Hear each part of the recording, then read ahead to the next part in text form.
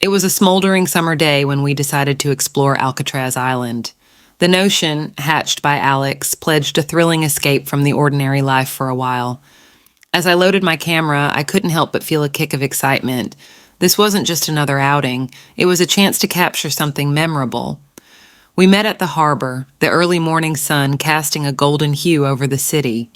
Alex was brimming with energy, his spirit infectious. Mia, with her ever-critical eye, appeared intrigued despite her qualms. Jasmine's passion for the island's past was obvious, her eyes alight with curiousness, and Ricky was simply there for the ride, cracking gags and lightening the mood.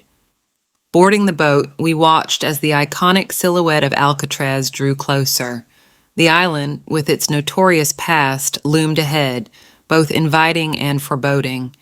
As we dismounted at the island, I started filming, capturing every detail: the rusted gates, the crumbling walls, the ominous atmosphere.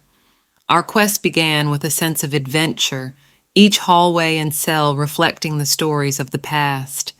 But it was in the heart of the prison that we blundered upon something incredible, a hidden room, sealed off and forgotten. Inside, the air was dense with dust and mysteries. My camera's light displayed weird symbols on the barricades, their meanings ununderstandable and disturbing.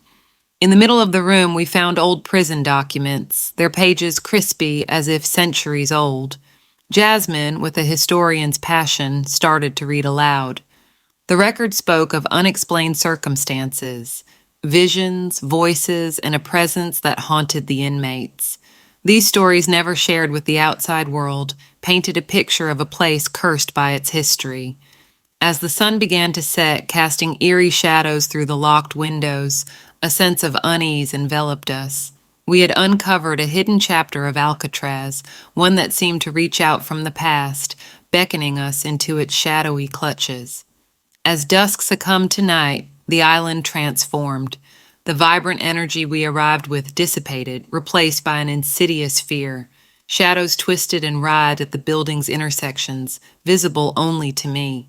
I kept silent, fearing that speaking of them would incite panic, but this silence took a toll on my mental stability and rational thought, and the air grew inexplicably denser. Ricky's jokes lost their charm in the encroaching darkness. Even Mia, typically the epitome of clarity, clung to us as we simultaneously heard faint, bizarre whispers echoing down the halls. Jasmine, usually fascinated by history, was visibly petrified, her eyes wide with terror. It felt as though we weren't alone, as if the island itself was teeming with unseen spectators. As the tension escalated, Alex caught our attention, particularly mine, as I was the only one maintaining composure. "Let's move towards the shore at once," he said firmly. We exchanged glances and hastily walked towards the shore, a mere 10-minute walk stretching into what felt like an eternity. Our plan to immediately leave the island was thwarted when we discovered our boat missing. Stranded, we found ourselves at the mercy of the island's nocturnal grip. The paranormal activities intensified, doors slammed shut, and unexplained footsteps resounded around us. It felt as if the prison were still populated, bustling with spectral inhabitants.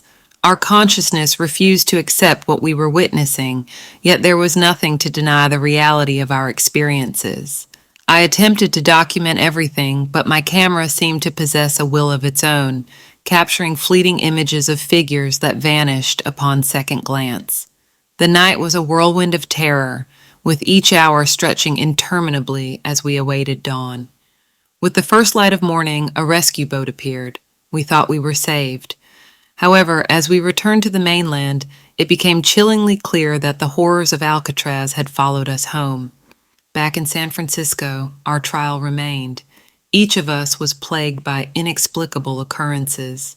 I remember sitting in my room, enveloped in a silence so profound it felt tangible, when shadows began to slither along the walls, morphing into humanoid shapes. One night, Mia's voice, laden with panic, pierced the stillness over the phone. "Eli, it's happening again. The dreams.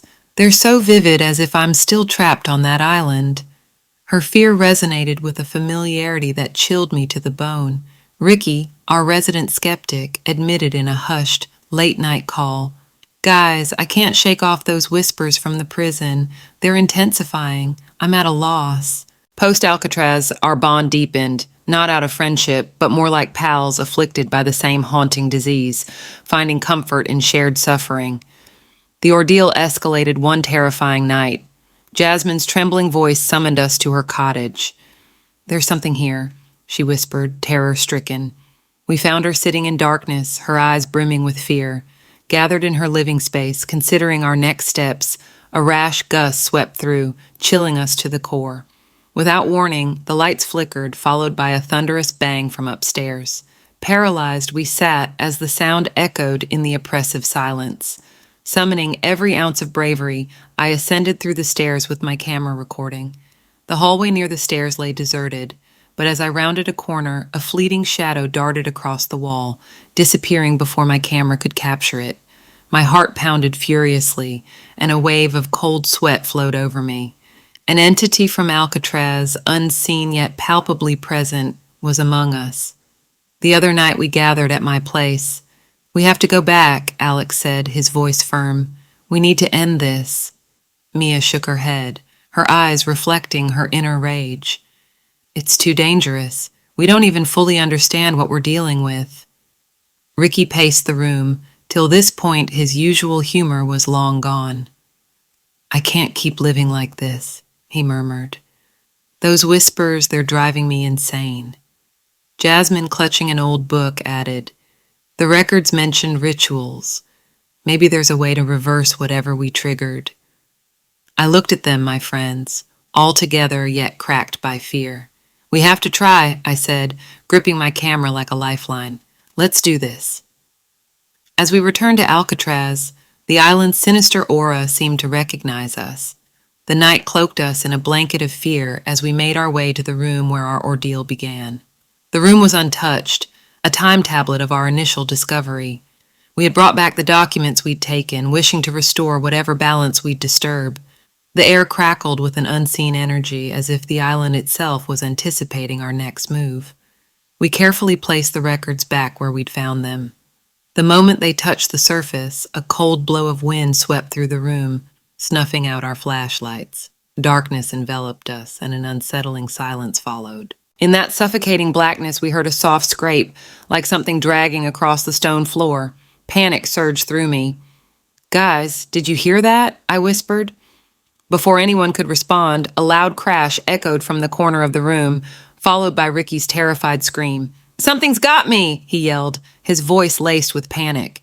We scrambled towards his voice, our hands fumbling in the dark. My heart pounded against my chest, every shadow feeling like a lurking menace. Ricky, where are you? Alex called out, his voice betraying his fear. There was no answer, only the sound of our desperate breathing and the distant echo of the sea against the rocks. We finally found Ricky, cowering in a corner, his eyes wide with terror. It was here, he gasped, right in front of me. Gathering our courage, we decided to leave immediately.